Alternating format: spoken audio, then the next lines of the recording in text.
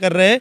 Gas agency वालों को मैं ये कहना चाहता हूँ कि आप लोग गैस का जो ब्लैकमेलिंग चालू है त्वरित बंद कर दीजिए और अच्छी तरह से जांच पड़ताल करके ग्राहक को अपने गैस सिलेंडर का बाटला वो मुहैया कीजिए, अन्यथा आपका ऑफिस भी यही गैस सिलेंडर की वजह से फट सकता है आपके माध्यम से। और ये गैस के ऊपर बहुत ही मतलब इस तरीके चल रहा है खिलवाड़। ये जो गैस वाले हैं ज़्यादातर चोरी करते हैं गैस। एजेंसी का एक नाम होता है, वो एजेंसी वाला ध्यान दे नहीं रहा है। ये जो हुआ तो पूरा जो भी क्रिमिनल केस जो एजेंसी पे जाना चाहिए, क्योंकि ये एजेंसी की तरफ से ये सब हादसा हुआ है। चुका है। यहाँ पे बहुत से स्थानिक लोग यहाँ पे मौजूद है, जानते हैं इनसे कि उनका क्या कहना है। मैं आपसे जानना चाहूँ।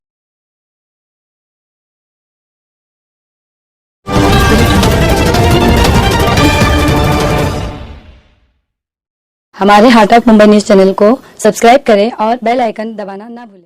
इससे मैं मौजूद हूँ मुंबई के माटुंगा लेबर कैंप इलाके में। कल रात में एक बहुत बड़ी घटना घटी थी। देखिए आप, यहाँ पे एक सिलेंडर ब्लास्ट हुआ था। उसके बाद में आप देख सकते हैं यहाँ पे कैसे ये दो से तीन घरों के नुकसान हो चुका है। यहाँ पे बहुत से स्थानिक लोग यहाँ पे मौजूद है, जानते हैं इनसे कि उनका क्या कहना है। मैं आपसे जानना चाहूँगा, कल रात में जो घटना घटी थी, आप लोग सब यहाँ के स्थानिक रहवासी, ऐसी क्या घटना घटी थी और कितने बजे हुई थी ये घटना?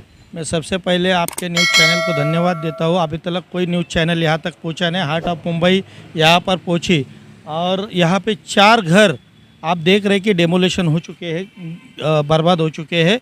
रात को करीबन 12:30 बजे एक बड़ा धमाका ज़ोरदार तरीके से हुआ और सब लोग डर गए कि कोई बम ब्लास्ट तो नहीं हुआ है, और सब लोग अपने घर से आ गए। तो देखा गया तो ये मुर्गन भाई घर के बाहर आके इनको गैस का बास आ रहा था और ये सबको बाहर निकाल रहे थे कि बाबा घर के बाहर आ जाओ।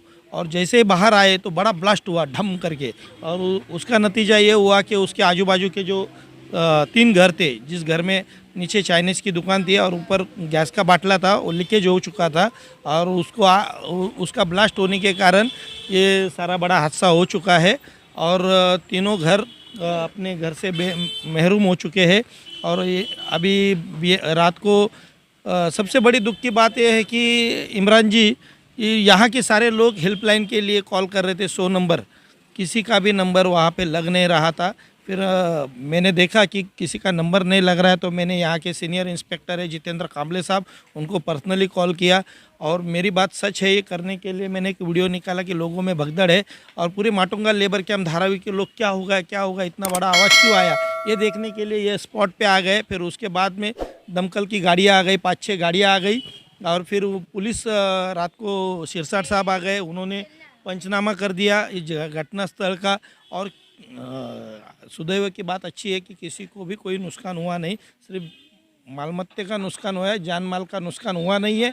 ये मुर्गन है, इसका पूरा घर उसमें चला गया। उसके बाजू में एक वेल्डिंग वाला था, वो भी चला गया और एक घर था रेसिडेंशियल, वो भी घर उस ब्लास्ट में गया है। बाजू में एक मोटरसाइकिल रखी थी, वो भी चक्का चूर हो चुकी है। धमाका बहुत बड़ा था, मानो कोई बहुत बड़ा बम डाला गया है, इस तरह से उसका धमाके की आवाज़ थी। डरने की कोई बात नहीं है, लेकिन किसी को जान का नुकसान नहीं हुआ। तो कुछ छोटे बच्चे खेल रहे थे, उनको थोड़ा सा लग गया, किरकोल जख्म हो गई थी। लेकिन रात के टाइम में जो हेल्पलाइन सरकार ने रखी है 100 नंबर और दमकल की गाड़ियाँ के लिए, वो चलती नहीं है आपातकालीन सुविधा के टाइम में। तो मैं आपके चैनल के माध्यम से बताता हूँ कि धारावी में ये बार ये हादसे हो रहे हैं। बीच में कमला नगर का हुआ, उससे पहले अशोक मिल कंपाउंड का हुआ, उसके पहले आज़ाद नगर में हुआ, फिर पीला बंगला में हुआ। ये सारे हादसे होते रहते। इलेक्ट्रिक के वजह से आग लगना या सिलेंडर का ब्लास्ट होना एकदम आम बातें हो चुकी है और लोगों को नुकसान झेलना पड़ रहा है, लेकिन मदद सही समय पे मिलती नहीं है। मैं सरकार से आपके चैनल के माध्यम से ये मांग रखता हूँ कि जिन लोगों का भी ये नुकसान हो चुका है, सरकार उनको मुआवजा दिया जाए, उनको रहने की व्यवस्था की जाए। सरकार की ओर से उनके जो झुग्गी झोपड़ियाँ है वो पुनर्प्रस्थापित किया जाए। ये मैं आपसे विनती करता हूँ, सरकार को आप हमारी ये बात रखने की व्यवस्था कीजिए। इमरान जी, धन्यवाद। जैसे कि अभी इन्होंने सारी बात बता दी, आपका भी घर इसमें जो चले गया है, तो आप क्या कहना चाहते हैं? बस उन्होंने बोला बराबर बोला, गया हमारा घर तो चला गया है, अभी क्या फ़ायदा, बोल गया तो गया, अभी क्या कर सकते, हो गया वो कुछ नहीं बचा। सरकार से बोलेगा, उम्मीद रखेंगे मदद मिलेगा हमको कुछ। सर जैसे कि अभी सारी बातें संजय भालेराव जी ने बता दी है, हर बार धारावी के इसी वार्ड में और इसी क्षेत्र में ज़्यादा से ज़्यादा जो हादसे हो रहे हैं, तो आप क्या कहना चाहते हैं? ये जो गैस का जो हादसा हुआ है ये काफ़ी हानिकारक है, और ये गैस के ऊपर बहुत ही मतलब इस तरीके चल रहा है खिलवाड़। ये जो गैस वाले हैं ज़्यादातर चोरी करते हैं गैस। एजेंसी का एक नाम होता है, वो एजेंसी वाला ध्यान दे नहीं रहा है। ये जो हुआ तो पूरा जो भी क्रिमिनल केस जो एजेंसी पे जाना चाहिए, क्योंकि ये एजेंसी की तरफ से ये सब हादसा हुआ है। वो एजेंसी वालों को ही पकड़ना चाहिए, और इसका जितना भी ये जो नुकसान हुआ है ये पूरा उनको भर के देना ही पड़ेगा।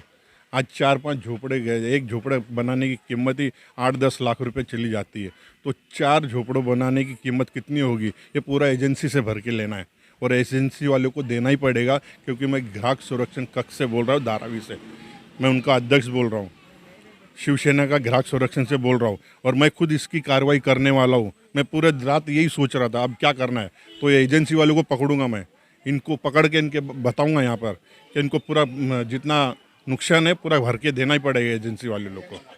ग्राहक संरक्षण के आप बता रहे हो, आप ये काम करने वाले, जो बार बार जो ये हादसे हो रहे हैं पूरे धारावी जैसे क्षेत्र में, लेकिन इसी वार्ड में ज़्यादा होते हैं, इसके लिए आप आगे क्या करने वाले हैं? यही जो धारावी में हो रहा है, ज़्यादा गैस चोरी है, गैस किसको भी ब्लैक से देना, ब्लैक से बेटा ब्लैक चल रहा है, और ये कुछ कार्रवाई इनकी बरोबर नहीं चल रही। ना तो इनके पास कुछ पुरावा रहता है, ऐसे ही दे देते, और चालू तरीके से काम हो रहा है यहाँ पर। और ये धारावी में सबसे ज़्यादा गैस एजेंसी का हो रहा है आंदोलन। मैं करना चाहता हूँ इसका, शिवसेना की तरफ से मैं आंदोलन करूँगा गैस एजेंसी के ऊपर। जितना कम से कम 8 एजेंसी है यहाँ पर धारावी में, 8 एजेंसी के ऊपर मैं कार्रवाई करने वाला हूँ। और ये मैं शिंदे गढ़ की तरफ से मैं जाऊँगा मंत्रालय तक कि इसकी आवाज़ उठाऊँगा, और एक दिन ऐसा करूँगा कि गैस एजेंसी के ऊपर मोर्चा निकालूंगा मैं। इमरान जी, क्या है मालूम है क्या, कोई भी गैस सिलेंडर जब किसी के घर पे जाते हैं तो गैस एजेंसी वाले उसकी जांच पड़ताल करते हैं, लेकिन ये लोग लीकेज वाला सिलेंडर दे देते हैं और इस वजह से ये हादसा होता है। यदि कोई गैस डिलीवरी करने वाला आदमी ब्लैक से यदि वो गैस सिलेंडर देता है, वहाँ पे एक चाइनीज़ की दुकान थी और होटल था, वो पार्सल सबको देते थे। यदि उन्होंने थोड़ा ज़्यादा पैसा दे के उनसे गैस सिलेंडर ख़रीदा रहेगा और वो गैस लीकेज निकली है और इस तरह से हादसा हुआ है, तो उसकी क्रिमिनल जांच होनी चाहिए, पुलिस स्टेशन में उनके ऊपर एफआईआर फाड़नी चाहिए। एचपी जिन एजेंसी के इन्होंने वो गैस का बाटला दिया है, विदाउट पड़ताल करके उस एजेंसी को ताबड़तोड़ एफआईआर लेके उनको आरोपी बनाना चाहिए, उनको अटक करना चाहिए, न्यायालय के समक्ष प्रस्तुत करना चाहिए। और जो भी जिन 4 झोपड़ों का नुकसान हुआ है तो उनको उनकी तरफ से नुकसान भरपाई देनी चाहिए। जब ये कार्रवाई होएगी तो इस क्षेत्र में बरोबर गैस का बाटला फूटना बंद हो जाएगा, मुझे ऐसा लगता है। क्योंकि ये गैस एजेंसी वालों को कानून का, पुलिस का डर नहीं रह चुका है, इसके वजह से ये अपने जान माल से, हमारे जान माल से खिलवाड़ कर रहे हैं।